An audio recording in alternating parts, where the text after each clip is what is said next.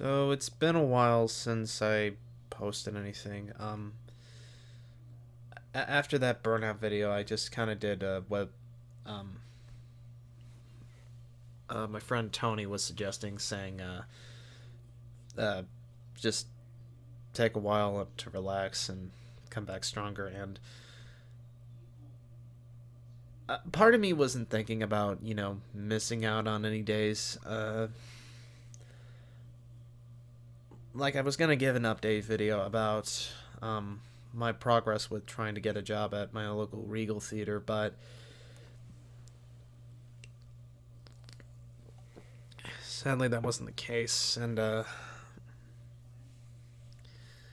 just kind of felt more down than usual. And I was also gonna try and talk about the film Wish Upon, because I was attending a pre-screening, but sadly they ran out of room, and that kind of bugs me because I understand why they do it. They want to overbook it.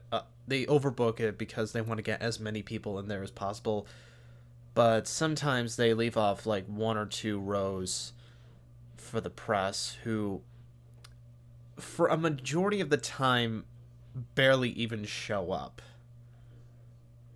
Like there was still like gonna be like 3 or 4 seats available in the press section, and then people say like, no, no, that's for press, not welcome. Like, fuck off.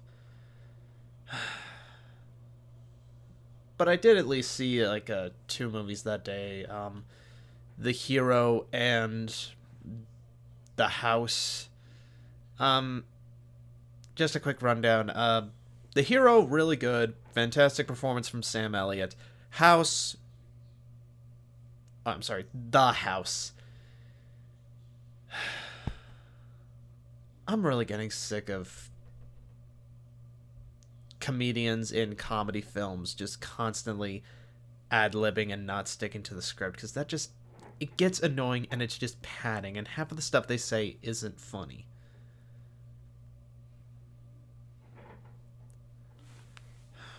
And that one was just, it was especially unfunny. I mean, not to the extent of Baywatch, but still just completely unfunny. Like, I actually think I laughed more at Chips than I did The House, and that's saying a lot.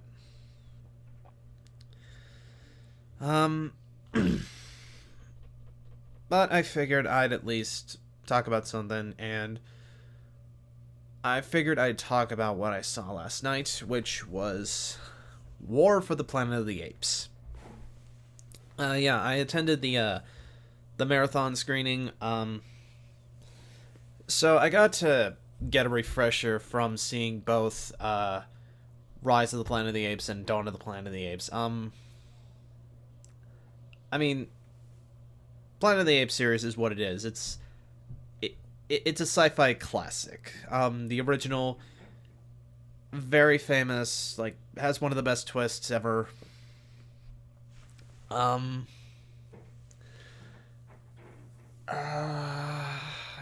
Fantastic performances from Charlton Heston, Roddy McDowall, and even Raquel Welch. It's definitely left an impact, not just on science fiction culture as it is, but just movie history altogether. Sequels, some kind of vary. The Tim Burton movie, great makeup, lousy movie. But when it came to Rise of the Planet of the Apes, I remember looking back on that film thinking, because I didn't see it when it came out, but I remember looking at that thinking, like, I've seen this film before. It's called the Powerpuff Girls movie. Like, I'm not kidding. Like, when you, like, the whole city being invaded by apes because of a chemical or something like that makes apes smarter and they invade the city. It's like that's totally the Powerpuff Girls movie. I mean, I know the film is I know Rise of the Planet of the Apes is supposed to be like sort of a reimagining of Conquest of the Planet of the Apes with the whole subplot with the whole plot of Caesar revolting against the humans. But the whole Powerpuff Girls thing just kind of got to me, so I didn't see it at that time. But when Dawn of the Planet of the Apes came out, I remember seeing Rise on TV, and I remember giving it a chance back then. But when I was rewatching it in the theater, I got to see what I got to see was just a really, really impressive film that talks that goes into the topics of what really could bring the fall of humanity. Because back then, with the original, it talked about how nuclear warfare was one of the big causes for humanity's downfall, and in Rise of the Planet of the Apes, they talk about how science is kind of doing a similar thing because so many experimentation is done that we don't know when to stop. But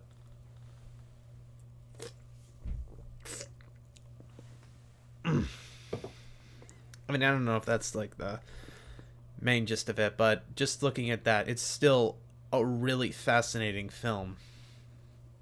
And James Franco is really good in that, and John Lithgow especially. Like, I think that's probably the best I've seen him in a long time. Like, I know that film's like, what, 5 years old now? Like, God, oh my god. Sorry, neighbors upstairs. But yeah, just looking back on that, I just realized that John Lithgow is a pretty underrated actor. But the one who really shines especially is, of course, Andy Serkis, who plays Caesar. Like, when I first saw the film on TV, and I saw that moment of when he grabs Tom Felton, and, you know, it's the whole moment where Caesar finally speaks, I was kind of a little bit annoyed that they tried to use that line, take your stinking paws off me, you damn dirty ape. I thought that was a little bit distracting, but after seeing it again and after seeing the film all the way through in one go, and just seeing that moment of just Caesar just screaming out no, it's really impactful. A funny thing is when I was rewatching Dawn of the Planet of the Apes, you know, when that was starting, I had completely forgotten that that Dawn and War were being shown in 3D during the marathon. Yet Rise was the only one in 2D, which, I'm gonna be honest, it was kind of distracting because why? If you're gonna do a marathon, just show all the films in 2D. But if you're gonna, because I had to miss part of the beginning of rewatching Dawn because I had to go back to the box office to get my 3D glasses because they didn't remind anybody about that. But anyways, rewatching Dawn for the Planet of the Apes, it's definitely a lot better than when I first saw it 3 years ago. Because one of my major complaints was kind of how I didn't really find much to look into with the human characters. So much like the only human character I liked when I first saw it was Gary Oldman. Like, when you see, because he's basically just trying to keep the surviving humans in San Francisco alive, and that moment when the power comes back on and he opens up his iPad and he's seeing photos of his family who have long since passed, and just seeing him break down that he's finally seeing that, it really got to me because it just shows a real significance when it comes to how we rely on technology so much, and how physical photos they're so they've become so rare compared to what we take on our phones and so forth. So seeing that moment really, it was a really impactful moment, and even it's just for a few seconds, but still, um, I didn't think the writing was as strong with Dawn as Rise, because I feel like Rise had the better writing of the film, but I feel like the direction and the performances were easily the strong point, especially on Andy Serkis's part, who is so he's definitely improved his performance as Caesar in Dawn of the Planet of the Apes, from transitioning from different films. I especially like the moments.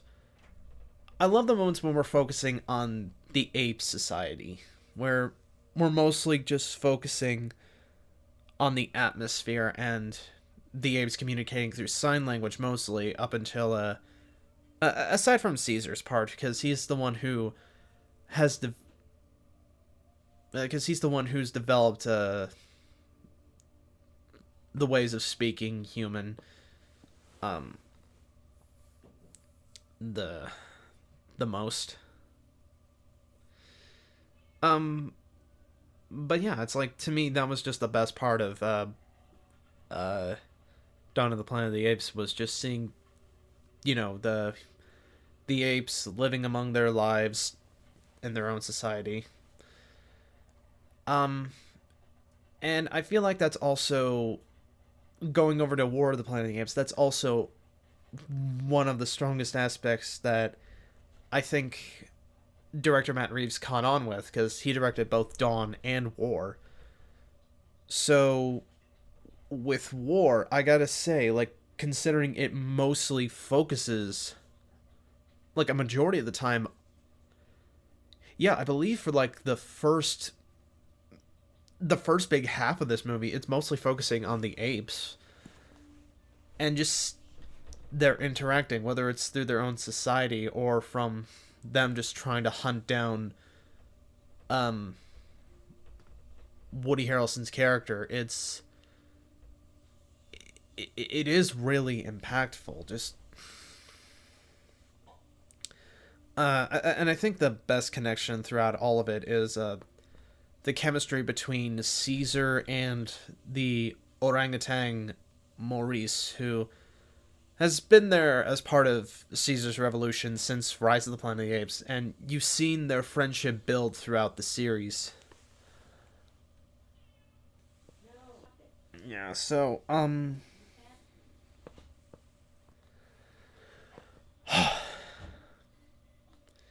yeah, like, definitely a lot of the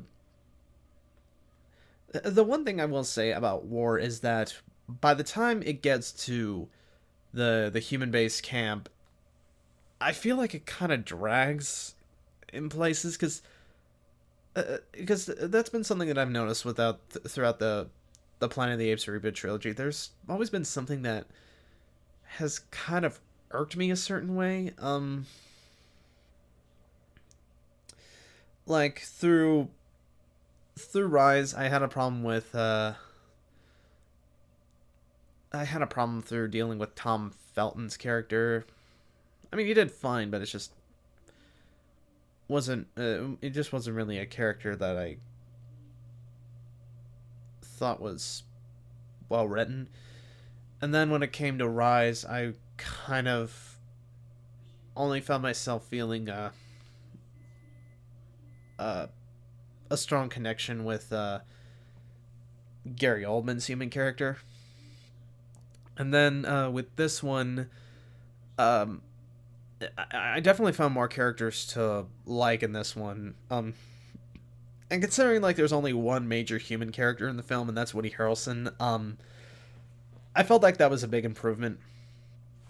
But the main problem that I had with War is that it tends to drag during the second and third act, but not to the point where it's like unbearable. It just feels a lot slower compared to like the first half of the movie. But with the one thing that does redeem a lot of it is, of course, Andy Serkis's performance as Caesar. Like, I saw this guy, I saw the guy on Stephen Colbert not too long ago, and just seeing the kind of posture, effort, and enthusiasm he puts into not just when he does his Gollum bit for the talk show, but when they show that exclusive clip where they show Andy Serkis in the motion capture just transforming into Caesar, and I really think he is probably one of the more underrated actors working today, because there are people who just don't look at motion capture in the same kind of light. See, motion capture and voice acting are the two most underrated parts of acting, because they think like, oh, well, if we're not seeing your face, then that's not really acting. Bullshit. Yeah, I'm hoping with War this time around, that we might see, I'm hoping the Academy does give him a nomination for Best Lead, because I think it's definitely worth a nomination. If not, well, it's kind of bullshit.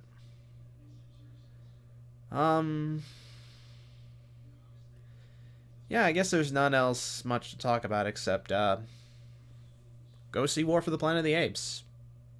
Highly recommend it. Yeah, and with that, I'll see you guys later. Take care.